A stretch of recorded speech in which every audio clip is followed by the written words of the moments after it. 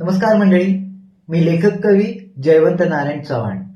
मंडळी, आजच्या तरुण पिढीला अत्यंत गंभीर आणि भावुक विचार करायला लावणारी एक कविता घेऊन आलोय. लोहगड किल्ल्यावर घडलेल्या केतन अग्रवाल या तरुणाच्या संशयास्पद मृत्यूच्या पार्श्वभूमीवर आधारलेली ही रचना आहे. यामध्ये एका बाजूला ऐतिहासिक गडांचे पावित्र्य आणि छत्रपती शिवाजी महाराजांच्या काळातील हिरकणीसारख्या महान स्त्रीचे उदाहरण दिलंय, तर दुसऱ्या बाजूला आजच्या काही तरुणांची ढासळती मानसिकता आणि नात्यांमधील संपत चाललेला संवाद हे मांडलंय. मंडळी, जर लग्न मान्य नसेल तर कुटुंबाला आणि होणाऱ्या पतीला स्पष्ट नकार देऊन वेळीच मार्ग काढला पाहिजे, असे आवाहन या कवितेतून मी करतोय. क्षणिक सुखासाठी किंवा स्वार्थासाठी प्रियकराबरोबर मिळून जोडीदाराचा खून करणे किती क्रूर आणि भयानक आहे. लोहगड प्रकरणामुळे एका निष्पाप जीवाचा बळी गेलाच, परंतु 2 गुन्हेगार तरुण वयातच आयुष्यभरासाठी तुरुंगात गेले आहेत. पर्यायाने तिन्ही सुखी कुटुंब उद्ध्वस्त झाले आहेत.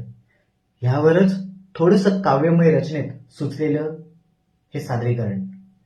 कवितेचं शीर्षक आहे गडाची तटबंदी आणि नात्यांची दरी.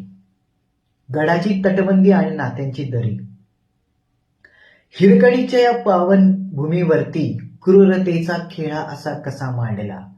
हिरकणीच्या या पावन भूमीवरती क्रूरतेचा खेळा असा कसा मांडला. भेदून लोहगडाची तटबंदी त्या दिवशी, नात्यांच्या दरीमध्ये स्त्रीवरचा विश्वास तो ढकलला.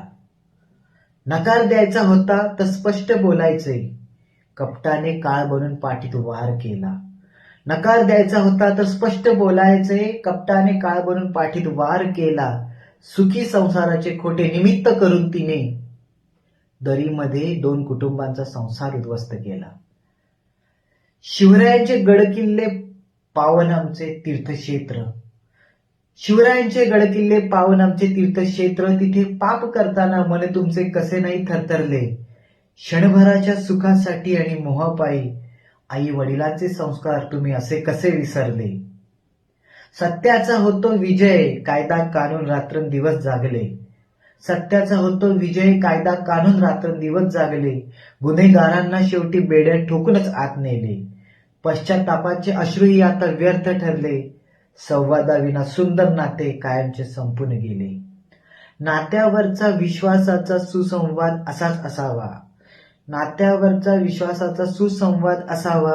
शिवरायांच्या पवित्र किल्ल्यांचा मान आदर ठेवावा. पापकृत्य मनातही कधी येऊ नये कोणाच्या. माणुसकीचा धर्म जपून जीवनाचा सन्मान करावा. माणुसकीचा धर्म जपून जीवनाचा सन्मान करावा. या कवितेतून एकच विनंती पुन्हा एकदा सांगेन, गड किल्ले सुद्धा आम्हाला पवित्र आहेत आणि असे विचार, असे दुष्कृत्य त्या पवित्र ठिकाणी येणं हे चुकीचं आहे. आणि त्याचबरोबर आपलं नातं हे सुद्धा जपलं पाहिजे. नात्यामधला संवाद साधला पाहिजे. धन्यवाद.